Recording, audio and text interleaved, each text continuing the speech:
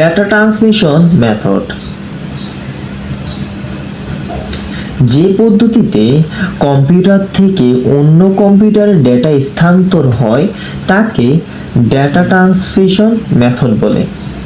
এক কম্পিউটার থেকে অন্য কম্পিউটারে যে পদ্ধতিতে ডেটা ট্রান্সফার হয়, মানে ডেটা স্থানান্তর হওয়ার পদ্ধতিকে ডেটা ট্রান্সমিশন মেথড বলে।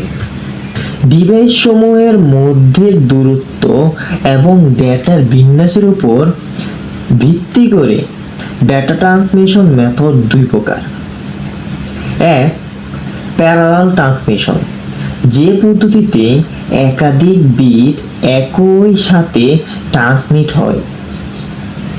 মানে কি, যে পদ্ধতিতে এইখানে ধরকে 1 বিট 2 বিট 3 বিট আছে, হ্যাঁ, এই বিটগুলো একই সাথে ট্রান্সমিট মানে স্থানান্তর হয়ে অন্যখানে চলে যায় একই সাথে, তাকে প্যারালাল ট্রান্সমিশন বলে। এইখানে এক সংখ্যক যদি বিট থাকে তো স্থানান্তরের জন্য n সংখ্যক তার দরকার, কারণ n সংখ্যক তার না হলে এটা যেতে পারবে না এই স্থানান্তর হওয়ার জন্য। যেমন এখানে n সংখ্যক বিট, এখানে 3টা বিট আছে, ঠিক আছে। তো স্থানান্তরের ক্ষেত্রে এই 3টা তারে লাগবে, এখানে হয়তো 3টা তার লাগছে নাকি, 3টা তার লাগছে। এখন যদি আমরা 2 নম্বরে আসি, সিরিয়াল ট্রান্সমিশন। এই পদ্ধতিতে একটির পর একটি বিট ট্রান্সমিট হয়। যেমন এই দেখো D1 D2 D3, মানে 3 আগে যাবে, 2 পরে যাবে, 1 পরে যাবে, এর মানে একটা ক্রমধারা তৈরি হয়েছে, একটা ধারাবাহিকতা থাকে এই সিরিয়াল ট্রান্সমিশনে। এই সিরিয়াল ট্রান্সমিশন মেথডে কম্পিউটার থেকে ডেটা কম্পিউটারে যায়, আবার কম্পিউটার থেকে ডিভাইসে যায়। এখন ডেটা ট্রান্সমিশন স্পিড আবার সিনক্রোনাইজেশনের উপর ভিত্তি করে 3 প্রকার। এগুলো কি কি আমরা যদি দেখি, অ্যাসিনক্রোনাস, সিনক্রোনাস এবং আইসোক্রোনাস। অ্যাসিনক্রোনাস কি? এই অ্যাসিনক্রোনাসের এই অ্যাসিন শব্দ অর্থ হচ্ছে কি সাথে নয়, এবং ক্রোনাস অর্থ সময়, অর্থাৎ সময়ের সাথে নয়। যে পদ্ধতিতে প্রেরক কম্পিউটার থেকে ডেটা গ্রাহক কম্পিউটারে ক্যারেক্টার বাই ক্যারেক্টার স্থানান্তর হয় এবং ক্যারেক্টার সমূহের মধ্যে সময় বিরতি সমান হয় না, তাকে অ্যাসিনক্রোনাস বলে। তাকে কি বলে? অ্যাসিনক্রোনাস। যেমন কিবোর্ড থেকে সিপিইউতে ডেটা স্থানান্তরিত হয়। এই অ্যাসিনক্রোনাসে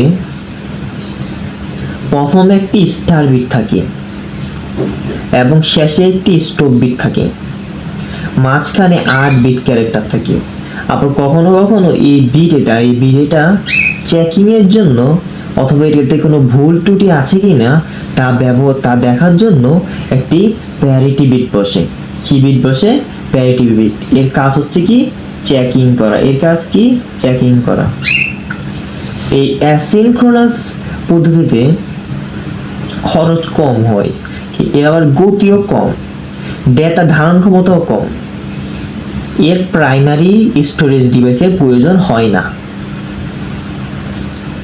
2 নম্বরে যদি আমরা যাই, সিনক্রোনাস। এই সিনক্রোনাসের সিন অর্থ সাথে এবং ক্রোনাস অর্থ সময়, অর্থাৎ সময়ের সাথে। এই পদ্ধতিতে ডেটাকে প্রথমে প্রাইমারি স্টোরেজ ডিভাইসে সংরক্ষণ করা হয়, তারপর ডেটা ক্যারেক্টার সমূহকে ব্লক আকারে ভাগ করে সমান বিরতিতে একটি একটি করে ব্লক ট্রান্সমিট বা স্থানান্তরিত করা হয়। প্রতিটি ব্লকে এখানে বলছে না যে ক্যারেক্টার সমূহের ব্লক আকারে ভাগ করা হয়, এই ব্লক সমূহকে, এই প্রতিটি ব্লককে 80 থেকে 132টি ক্যারেক্টার থাকে। এই ক্যারেক্টার সমূহে ভাগ করছে যে এই ব্লকে 80 থেকে 132টি ক্যারেক্টার থাকে। এই সিনক্রোনাসে পদ্ধতিতে যদি আমরা ডেটা ট্রান্সফার করি, এর গতি বেশি থাকে, এর ডেটা ধারণ ক্ষমতাও বেশি, আবার একটু খরচটাও বেশি। এর আবার প্রাইমারি স্টোরেজ ডিভাইসের প্রয়োজন হয়।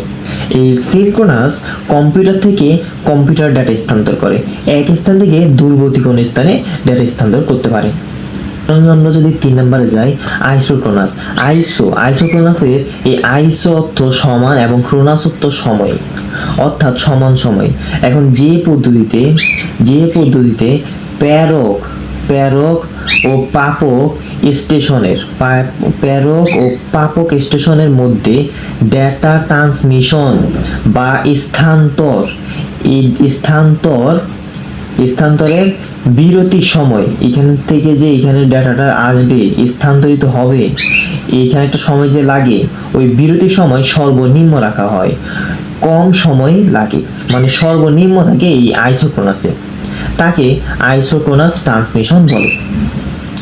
এর একটা এক্সাম্পল হলো লাইভ টিভি সম্প্রসারণ। এই লাইভ টিভি সম্প্রসারণ এই আইসোক্রোনাসের মাধ্যমে সংঘটিত হয়।